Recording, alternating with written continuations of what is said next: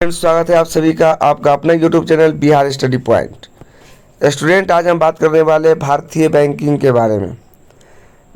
भारतीय बैंकिंग से रिलेटेड जो भी महत्वपूर्ण क्वेश्चन है आज उस पर डिस्कस करेंगे, तो इस वीडियो में बने रहिएगा।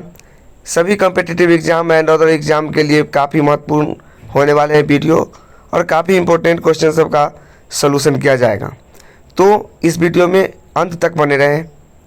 तो चलिए शुरू करते हैं आज का क्लास। तो आज का पहला क्वेश्चन है, यूरोपीय पद्धति पर आधारित भारत का पहला बैंक कौन सा है। तो यूरोपीय पद्धति पर जो है आधारित भारत का पहला बैंक कौन सा है।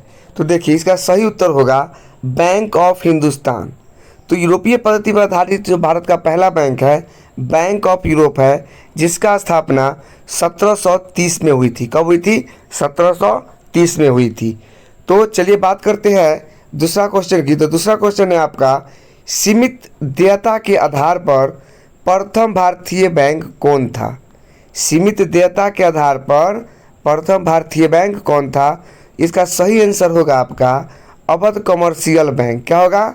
अवध कमर्शियल बैंक होगा। इसका जो स्थापना हुआ था सन 1881 में हुई थी। कब हुई थी? 1881 में हुआ था। बात करते हैं अगला क्वेश्चन की। तो अगला क्वेश्चन है, पूर्ण रूप से भारत देश का पहला बैंक, पूर्ण रूप से भारत देश का पहला बैंक 1984 में स्थापित कौन सा है। यानी कहने का मतलब ये हुआ कि पूरी तरह से भारत में जो पहला बैंक की स्थापना हुई थी वह 1894 में हुई थी। कब हुई थी? 94 में हुई थी। ठीक है। और उस बैंक का जो नाम था वह पंजाब नेशनल बैंक था। कौन सा बैंक था? Punjab national bank. तो कहे के मतलब ये हुआ कि पूर्ण रूप से जो भारत का जो पहला बैंक है वह पंजाब नेशनल बैंक है। समझ में आ रहा है ना। और इसका जो स्थापना हुआ था वो 1894 में हुआ था। कब हुआ था? 1894 में। चलिए बात करते हैं अगला क्वेश्चन की। तो अगला क्वेश्चन है, भारत का केंद्रीय बैंक भारतीय रिजर्व बैंक की स्थापना जो है आरबीआई एक्ट 1934 के तहत 1 अप्रैल 1935 को कितनी अधिकृत पूंजी के साथ हुई थी। तो देखिए, कह रहा है कि भारत के जो केंद्रीय बैंक वो कौन है? भारतीय रिजर्व बैंक है। कौन सा बैंक है? भारतीय रिजर्व बैंक। इसका जो स्थापना हुआ था 1 अप्रैल 1935 को हुआ था। कब हुआ था? तो भारतीय रिजर्व बैंक की जो स्थापना हुआ था 1 अप्रैल 1935 ईस्वी में हुआ था। ठीक है। उस समय जब स्थापना हुआ था ना, उस समय भारतीय रिजर्व बैंक के अंतर्गत जो अधिकृत मतलब अधिक पूंजी जो थी वह कितनी थी? 5 करोड़ रुपये। कितना रुपया था? 5 करोड़ रुपया। तब 5 करोड़ रुपया जब हुआ था भारतीय रिजर्व बैंक के पास जमा हुई थी, तो उस समय क्या हुआ था? 1 अप्रैल 1935 ईस्वी को जो है भारतीय रिजर्व बैंक की जो है स्थापना की गई थी। समझ में आया क्वेश्चन? बात करते हैं अगला क्वेश्चन की। तो भारतीय रिजर्व बैंक का राष्ट्रीयकरण कब हुआ था। तो देखिए, भारतीय रिजर्व बैंक के जो राष्ट्रीयकरण हुई थी वह कब हुआ था? 1 जनवरी 1949 को हुई थी। कब हुई थी? 1 जनवरी 1949 को हुआ था। ठीक है। ये भारतीय रिजर्व बैंक के जो मुख्यालय है ना, ये कहाँ है? मुंबई में है। कहाँ है? मुंबई में। क्या समझे कि भारतीय रिजर्व बैंक का जो राष्ट्रीयकरण हुआ था वह 1 जनवरी 1949 को हुआ था, और इसका जो मुख्यालय रखा गया कहाँ रखा गया? तो मुंबई में रखा गया। कहाँ रखा गया? मुंबई में रखा गया। आया बात समझ में? चलिए तो आगे बात करते हैं। तो अगला क्वेश्चन है, रिजर्व बैंक के प्रथम गवर्नर कौन थे। ये जो रिजर्व बैंक है इसका प्रथम गवर्नर कौन थे? इसका सही उत्तर होगा ओसवार्न स्मिथ। कौन है? ओसवार्न स्मिथ है। ये जो है ओसवार्न स्मिथ, ये रिजर्व बैंक के प्रथम गवर्नर थे। चलिए बात करते हैं अगला क्वेश्चन की। तो अगला क्वेश्चन है, केंद्रीय बैंकिंग जांच समिति की स्थापना कब हुई थी। केंद्रीय बैंकिंग जांच समिति का स्थापना कब किया गया था? तो ये किया गया था 1931 ईस्वी में। कब किया गया था? 1931 ईस्वी में किया गया था। तो आ रहा है ना बात समझ में। तो चलिए तो बात करते हैं अगला क्वेश्चन की। अब अगला क्वेश्चन है 1921 में 3 प्रेसिडेंसी बैंकों को मिलाकर किस बैंक की स्थापना की गई थी। तो देखिए 1921 ईस्वी में क्या किया गया था, 3 प्रेसिडेंसी बैंक को जो है मिलाकर एक बैंक बनाया गया था। क्या बैंक? एक बैंक बनाया गया था। उस बैंक का जो नाम है वह है इंपीरियल बैंक। कौन सा बैंक? Imperial bank. तो 1921 में 3 प्रेसिडेंसी बैंक को मिलाकर इंपीरियल बैंक की क्या की गई थी? स्थापना की गई थी। चलिए बात करते हैं अगला क्वेश्चन की। तो बता रहा है कि 1 जुलाई 1955 को इंपीरियल बैंक का आंशिक रूप से राष्ट्रीयकरण कर उसका नाम क्या रखा गया, जिसकी अनुशंसा गोरेवाला कमेटी ने किया था। तो देखिए ये जो इंपीरियल बैंक है, इसी बैंक को जो है 1 जुलाई 1955 ईस्वी को है ना राष्ट्रीयकरण किया गया। राष्ट्रीयकरण जब किया गया तो इसका नाम बदलकर भारतीय स्टेट बैंक रखा गया। क्या रखा गया? भारतीय स्टेट बैंक। तो इससे क्या समझ में आ रहा है कि जो भारतीय स्टेट बैंक है इसका जो पुराना नाम था क्या था? इंपीरियल बैंक था। क्या नाम था? Imperial bank. और जब इसका राष्ट्रीयकरण हुआ था ना, तब राष्ट्रीयकरण कब हुआ था? तो 1 जुलाई 1955 को हुआ था और तब जाके इसका नाम भारतीय स्टेट बैंक रखा गया। समझ में आया बात? चलिए तो बात करते हैं अगला क्वेश्चन का। चलिए बात करते हैं अगला क्वेश्चन का। तो अगला क्वेश्चन है आपका, भारत का सबसे बड़ा व्यापारिक बैंक कौन है। तो देखिए भारत के जो सबसे बड़ा व्यापारिक बैंक है वह एसबीआई है। कौन है? एसबीआई है ना, स्टेट बैंक ऑफ इंडिया। क्या है? State bank of India. ठीक है। चलिए बात करते हैं अगला क्वेश्चन। तो अगला क्वेश्चन है आपका कि 19 जुलाई 1969 को पहली बार कितने बैंकों का राष्ट्रीयकरण हुआ। तो देखिए 19 जुलाई 1969 को जो है फर्स्ट बार, पहली बार क्या हुआ था? बैंक सब का राष्ट्रीयकरण किया गया था। और उसमें जो राष्ट्रीयकरण किया गया था वो 14 बड़े व्यापारिक बैंक थे। कितना? 14 बड़े व्यापारिक बैंक थे जिसकी जमाए जो है 50 करोड़ रुपया से अधिक था।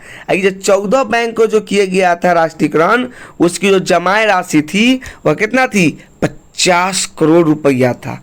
तो अब जाके सर्वप्रथम जो है राष्ट्रीयकरण हुआ था। ठीक है। कब हुआ था? 19 जुलाई 1969 को हुआ था।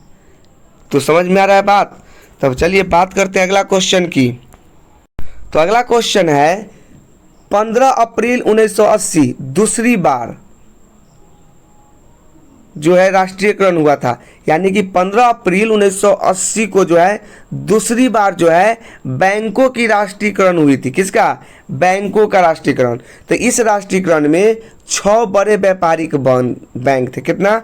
6 बड़े व्यापारिक बैंक थे जिनकी जो जमाए राशि थी वह 200 करोड़ रुपया से अधिक था। उस सब का जो 6 व्यापारिक बैंक थे इसकी जो जमाए कितनी थी? 200 करोड़ रुपया से अधिक थी। समझ में आ रहा है ना? बात करते हैं अगला क्वेश्चन के अब। तो अगला क्वेश्चन है बैंकों के राष्ट्रीयकरण के समय आरबीआई के गवर्नर कौन थे। जब बैंकों के जो है राष्ट्रीयकरण किया जाता था उस समय आरबीआई के गवर्नर कौन हुआ करते थे। तो जी तो नाम क्या है उसका? सही उत्तर है आपका एल.के. झा। क्या है? एल.के. झा। चलिए तब बात करते हैं अगला क्वेश्चन की अब। तो अगला क्वेश्चन है आपका देश का पहला क्षेत्रीय ग्रामीण बैंक कब स्थापित किया गया था। तो देश है भारत, यहाँ पर पहला क्षेत्रीय ग्रामीण बैंक कब स्थापित किया गया था। तो इसका सही उत्तर होगा 2 अक्टूबर 1975 ईस्वी में। कब किया गया था? 2 अक्टूबर 1975 ईस्वी में। समझ में आ रहा है ना? तो बात करें अगला क्वेश्चन के। तो अगला क्वेश्चन है कि 2 अप्रैल 1994 को स्थापित यूटीआई बैंक का नाम बदलकर 30 जुलाई 1907 को क्या कर दिया गया था। तो देखिए 2 अप्रैल 1994 को स्थापित हुआ था। कौन? UTI bank. तो देखिए यूटीआई बैंक का जो स्थापना कब हुआ था। तो 2 अप्रैल 1994 में हुआ था। ठीक है। इसका जो यूटीआई बैंक है उसका नामकरण हुआ, उसका नाम बदला गया। कब बदला गया था? 30 जुलाई 2007 को। इसी यूटीआई बैंक को जो है 30 जुलाई 2007 को नाम बदलकर एक्सिस बैंक लिमिटेड रखा गया। क्या रखा गया? एक्सिस बैंक लिमिटेड रखा गया। तो क्या समझे कि एक्सिस बैंक लिमिटेड है, इसका जो पुराना नाम था यूटीआई बैंक था। क्या नाम था? यूटीआई बैंक था। ये यूटीआई का जो स्थापना हुआ था 2 अप्रैल 1994 में हुआ था, जिसका नाम बदलकर 30 जुलाई 1907 को जो है एक्सिस बैंक लिमिटेड रखा गया था। समझते हैं ना बात को? चलिए तो आगे बात करते हैं, ध्यान से सुनिएगा और समझिएगा भी। देश का पहला भारतीय महिला बैंक की स्थापना जो है 19 नवंबर 2013 को कहाँ हुई, जिसका प्रथम